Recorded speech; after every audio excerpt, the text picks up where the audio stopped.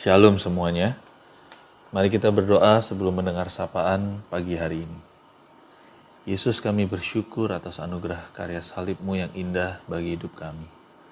Tanpa karya salib itu kami akan terus terbelenggu dalam penghukuman. Pagi hari ini kami datang ya Bapa untuk merendahkan diri di hadapan-Mu, dipimpin oleh Roh-Mu yang selalu menuntun kami kepada kebenaran. Karena kami percaya kebenaran itulah yang akan memerdekakan kami. Dalam nama Kristus kami berdoa. Amin. Bacaan tema kita pada pagi hari ini terambil dari Lukas 6 ayat 43 sampai ayatnya yang ke-45. Saya akan bacakan untuk kita semua. Karena tidak ada pohon yang baik yang menghasilkan buah yang tidak baik, dan juga tidak ada pohon yang tidak baik yang menghasilkan buah yang baik.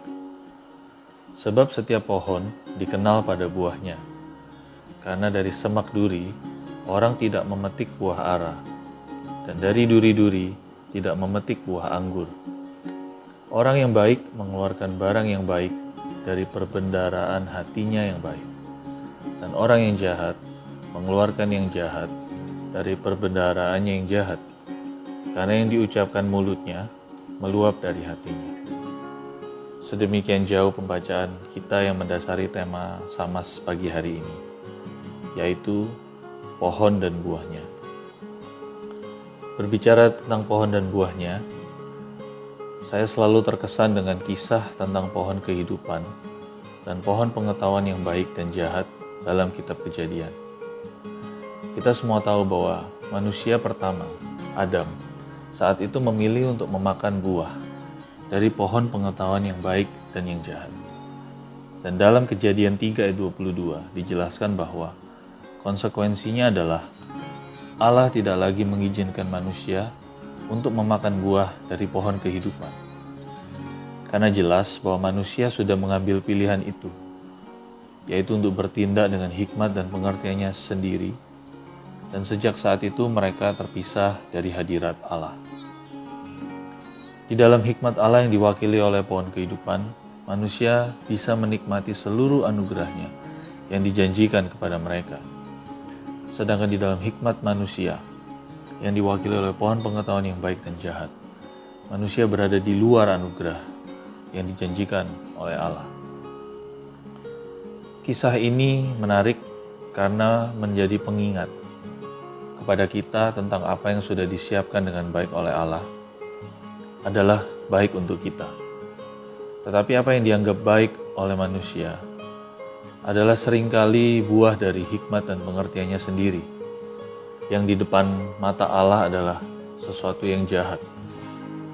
Jadi konsep baik dan tidak baik sudah ada sejak semula, yaitu jelas. Kita harus melihat dari kacamata Allah yang merupakan pencipta dari dunia ini.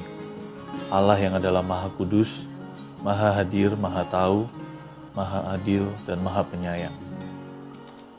Allah ingin menegaskan dengan jelas dan menunjukkan bahwa hanya ada dua natur, yaitu natur dosa atau natur Allah, yaitu gelap ataupun terang.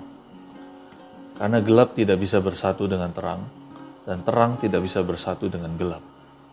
Yang kudus tidak bisa bersatu dengan yang tidak kudus. Natur dosa manusia membuat mereka tidak bisa bersatu dengan Allah. Dan sekali lagi jelas bahwa pilihan manusia itu menjadikan natur mereka adalah berdosa di hadapan Allah. Natur Allah berarti hidup bersama-sama dengan apa yang Allah anggap baik di matanya. Sedangkan natur dosa berarti hidup menurut apa yang tidak baik di mata Allah. Dan natur dosa itu melekat pada dunia ini dan semua yang ada di dalamnya sampai hari ini. Lalu bagaimana dengan hari-hari kita saat ini?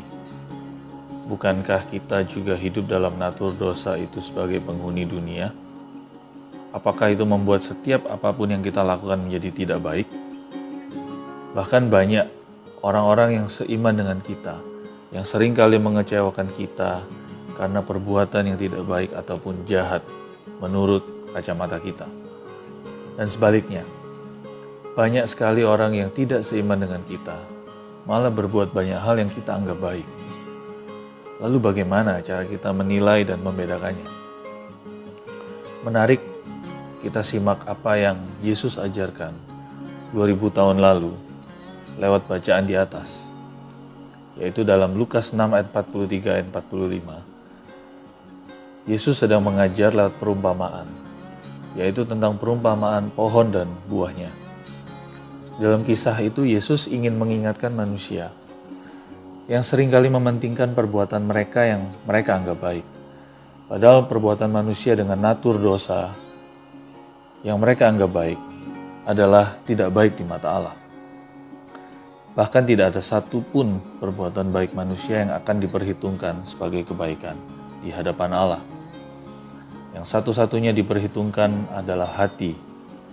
Karena apabila hati kita baik, maka semua buah yang dihasilkan akan baik pula. Lebih jelas lagi di Matius 7 ayat 16-20. Yesus sedang menyindir ahli-ahli Taurat yang selalu menganggap perbuatan baik mereka akan membenarkan status mereka di hadapan Allah. Hati mereka begitu bangga akan perbuatan-perbuatan mereka dalam melakukan hukum Taurat dengan sempurna. Padahal dalam prakteknya, mereka seringkali melakukan hukum Taurat itu dan mengabaikan kasih terhadap orang-orang dengan status sosial rendah yang membutuhkan. Lewat ajarannya, Yesus tidak hanya berkhotbah tentang hal ini, tetapi Yesus sendiri mempraktekkan dengan menolong orang-orang yang terpinggirkan dengan status sosial yang rendah itu. Bahkan 12 murid Yesus yang ia pilih berasal dari latar belakang yang kurang terhormat di masa itu. Yesus seolah-olah ingin memutarbalikkan sistem dunia yang diwakili oleh ahli-ahli Taurat dengan perbuatan-perbuatannya itu, dengan kehidupan berdasarkan hati yang baik. Lalu yang menjadi pertanyaannya adalah, bagaimana cara kita memperoleh hati yang baik itu? Caranya tidak lain adalah dengan mengikut Dia dan percaya pada karya salibnya. Dengan mengikut Yesus yang adalah Putra Allah, kita dibenarkan.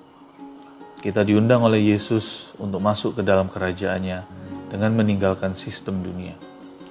Niscaya hati kita akan menghasilkan perbuatan baik yang berkenan bagi Allah. Hidup kita akan menjadi sebuah pohon kehidupan. Dengan buah-buah yang kita hasilkan membawa kehidupan bagi dunia ini. Bukankah itu yang Allah inginkan dalam diri manusia? Menjadi rekan sekerjanya? Terpujilah Allah yang kita sembah dalam nama Yesus Kristus. Bapa, kami bersyukur karena kasih-Mu begitu besar buat kami. Kami dilayakkan menjadi rekan sekerja-Mu di dunia ini sekali lagi. Izinkan kami bersaksi di tengah-tengah dunia ini dengan buah yang dihasilkan dari pohon kehidupan-Mu. Amin.